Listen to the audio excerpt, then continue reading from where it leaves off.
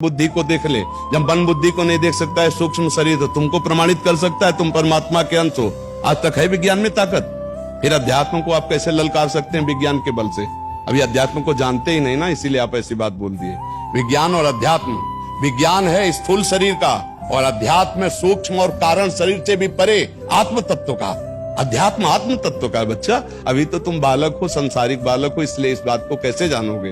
विज्ञ जन इस बात को जानते हैं। अध्यात्म स्थूल सूक्ष्म और कारण तीनों को बाधित करके आत्मबोध प्रदान करवाता है, और विज्ञान केवल इसी ढांचे को जानता है। इस ढांचे को, पांच भौतिक ढांचे को, केवल अल्ट्रासाउंड और जितना भी एक्सरा या सिटी स्कैन, ये इसी स्थूल का होता है। आज तक विज्ञान की ताकत नहीं कि मन को जान सके, बुद्धि को जान सके, चित्त को जान सके, अहम को जान सके, ये सूक्ष्म शरीर है, या स्वभाव का अल्ट्रासाउंड कर सके, या परमात्मा तत्व जो अंश है उसको कोई बता सके। आज तक कोई है यंत्र में? बताओ। तो बच्चा अध्यात्म तो हो ना, और इतना तुम्हें कहीं ना कहीं पता होगा कि तुम शरीर से कुछ अलग हो।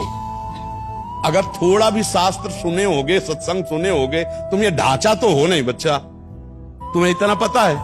तो फिर विज्ञान और अध्यात्म का जोड़ ही नहीं बनता, क्योंकि ये पांच भौतिक शरीर के ढांचे की चर्चा हो सकती है विज्ञान में, लेकिन आत्मस्वरूप की नहीं हो सकती। और ये ढांचा है नाशवान, जिसको फूंक दिया जाता है, और आत्मा है नैनम छिंदन्ति शस्त्राणि नैनम दहते पावकः न चैनम क्लेदन्त्यापो न शोष्यति मारुतः। कैसे अध्यात्म को जान सकते हो? और कोई भी विज्ञान पूर्णता तभी होती है जब अध्यात्म से जुड़ती है। बिना शास्त्रों के आज तक कोई अस्त्र नहीं बना।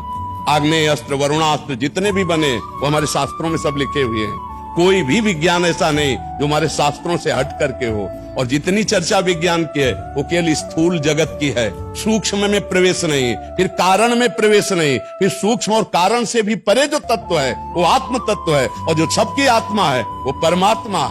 उसका परिचय प्राप्त किया जाता है भजन से, साधना से, ध्यान से, योग से, यंत्रों से नहीं प्राप्त किया जा सकता। समझ पा रहे बच्चा? तो बच्चा जोड़े नहीं बनता, तो कुश्ती तो तब हो जब जोड़ हो। अध्यात्म और विज्ञान का कोई जोड़ बनता है बच्चा?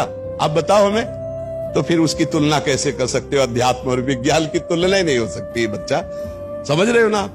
तो आज का आधुनिक जो बौद्धिक स्तर है, जब बैठे संतों के चरणों में, तब उसको समझ में आएगा कि अध्यात्म किसे कहते हैं। गणित लगाने से नहीं होगा। हम थोथी बुद्धि से नहीं बात करते हैं कि केवल तुम्हें शास्त्रीय पोथी की बात बता रहे हैं। आप हमसे प्रश्न कीजिए, अपने वैज्ञानिक प्रश्न कीजिए, हम आपको अभी आध्यात्मिक उत्तर देते हैं उसका।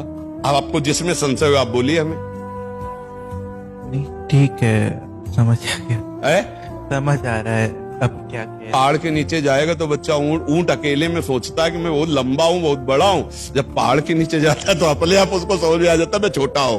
अध्यात्म को बच्चा समझने के लिए किसी अध्यात्म के डॉक्टर से मिलना होगा, तभी समझ पाओगे। अध्यात्म वैज्ञानिक को जो बुद्धि देता है, वैज्ञानिक को भी, वो ब्रह्मा है, और जो ब्रह्मा को भी बुद्धि देता है वो है अध्यात्म का स्वामी भगवान, जिसके आगे ब्रह्मा की भी बुद्धि काम नहीं करती बच्चा। हम लोग उन्हीं के दास हैं। तो अध्यात्म कोई ये कल्पना नहीं है, अध्यात्म कोई अंधविश्वास नहीं है। हम अंधविश्वास से थोड़ी जीवित है, हम उस सत्य वस्तु में जीवित हैं, उसी सत्य वस्तु में स्थित है, और उसी सत्य वस्तु के प्रमाण हैं। ये थोड़ी के प्रमाण देने के लिए हमको किसी और, जब पेट भर जाता है तो प्रमाण अपने आप होता है। तो ऐसे अध्यात्म अपनी छाती प्रमाण है। बचपन से अभी तक उसी अध्यात्म के खेल में रहे। हम जैसे तुम लोगों जो पढ़े लिखे बच्चे होते ना, उनसे कहते हैं हमने तो पीएचडी नहीं पढ़ी, क्योंकि 13 वर्ष की अवस्था से बाबा जी रहे, पर हम मन की पीएचडी पढ़े हैं। हाँ, मन की पीएचडी पढ़े, बचपन से इसी की पीएचडी पढ़ा है, तो उसी का सारा ज्ञान।